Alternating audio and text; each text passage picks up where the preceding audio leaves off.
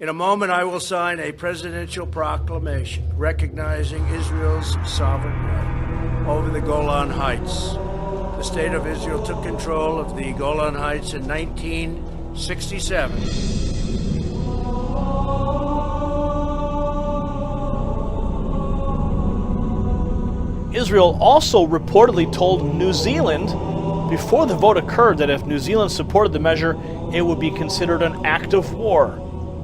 Wow. So Israel's going to go to war with New Zealand? Is that what we're trying to interpret here? Assalamu alaikum. On a quiet Friday afternoon, a man stormed into a place of peaceful worship and took away the lives of 50 people. That quiet Friday afternoon has become our darkest of days.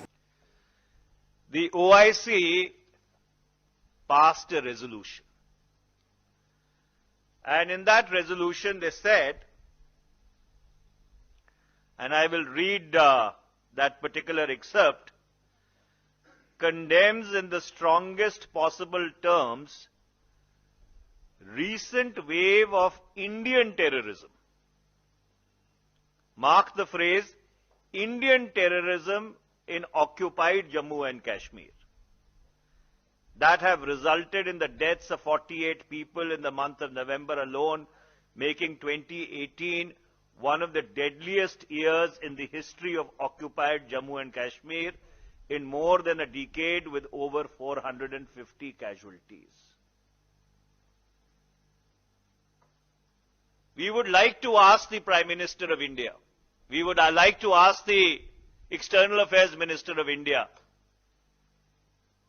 is this your diplomatic achievement? That you got India labeled as a terrorist state?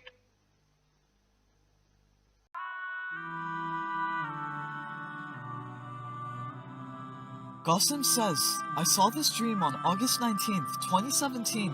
I was on the roof of a very large house, which was connected to other smaller houses, in which me, as well as some other Muslims, lived in. In the distance, I saw two separate large houses, and around them were a few small homes in which Muslims lived in. And around there was huge lofty buildings. I saw the people making a big plane together, but they fixed the engine on only one wing, and not the other. When it started to fly, I became shocked. I said, what kind of people would make such a huge plane and doesn't fix both sides before flying? This plane will crash as soon as it takes off and cause a lot of destruction. I then saw the plane turn a bit, and suddenly, it went out of control and flew towards my house. I became scared. The moment of impact created a huge blast which caused me to crouch in shock. I gathered courage and got up. I saw that the plane landed on the house adjacent to mine, and that house was destroyed. Sparks of fire were falling everywhere. This caused the wall in our house to catch fire. The people in our house became frightened, saying, "Who did this?" Then I looked and saw the place from where this plane took off. And nearby, I saw that Dajjal was on the roof of the house. I was shocked and confused that what is he doing there? He seemed to be doing something strange. Then he used his powers to unite the winds and the clouds, and a terrifying sort of thunderstorm was formed. He sent it towards the place where there were two big homes and a few small ones. The thunderstorm was so terrifying that the Muslims became scared just by seeing it. The thunderstorm stopped on top of those homes. Thick dark clouds with lightning and fast winds kept hovering over the roofs of their houses, circulating like a huge hurricane. It felt as if they are going to destroy everything. The hurricane was so enormous that its clouds were coming up to my roof. A huge terror casted upon the homes of the Muslims. No Muslim or scholar could muster up the courage to say anything. All Muslims started to pray to Allah to stop this thunderstorm or finish it. I said that Dajjal is doing all of this. It's better to do something practical, along with the supplications. I was looking at Dajjal. He was looking at the sky and thinking something. I wondered what he's looking at and what he's waiting for. Then suddenly, Dajjal raised his arms in the sky and did something. I decided that it's better to go down there and try to prevent any further evil. As I left, rain started to pour. On my way down, I noticed the ceiling being filled with water drops. I said, what is this? Water is dropping from the roof? There isn't even a single hole. Then in the floor below, I noticed the same water dripping through the ceiling like before. I became horrified, thinking, how is this even possible? This will completely destroy our house. I saw the others, and they looked very worried. Then I went back to the roof. The rain was so much that nothing could be seen from far away.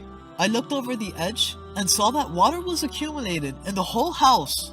The water was pushing around violently, and I felt it was going to break the walls. I looked at the main gate, and it was closed. I became shocked upon seeing the powers of Dajjal. I said that I should open the main gate so the water can leave and the pressure is lifted before the wall breaks. I went to the ground floor and saw that many people were drowning in water. I swam towards the main gate and then grabbed it. The water was pushing back with force, but I managed to open the gate. All the water drained out and we were all saved. They said, Qasim, if you hadn't opened this gate, then we would have surely drowned. Then suddenly, some army people came and warned us against people who were attacking our homes. The people became distressed, saying how one problem was solved and now another one begins. When the army people left, I decided to follow them in order to defend the innocent. Then I stopped and realized I needed ammunition to fight. After searching the house, I found some ammo, as well as a giant weapon with a scope and a uniform in one room. I saw that the backside of the house was slightly damaged and there was a house on the other side of this wall. I then made my way back. The army was fighting a few people, but their ammunition was weak and running out, and the enemies were too strong. Those enemies had a very solid entrenchment, leaving the army at a huge disadvantage. I hid well and looked through the scope. I was able to see through the wall very clearly. I aimed and activated the weapon, which passed right through the wall and hit the enemy. That enemy fell and became unconscious. I became amazed, thinking that what a weapon this is. I activated the weapon a few more times, and the rest of the enemies fainted. The army also saw me and became surprised that what kind of weapon is this? I said to them that these enemies are very powerful and only this weapon can stop them. Then we went into a room, and there was a person controlling that entire building. Upon seeing him, I knew that he is a helper of Dajjal. I caught that person and said to the army that guard him carefully. He knows the whereabouts of his leader. I didn't tell the army that Dajjal sent these men. Then we returned, and the army said that the enemies are dealt with, and everyone became happy.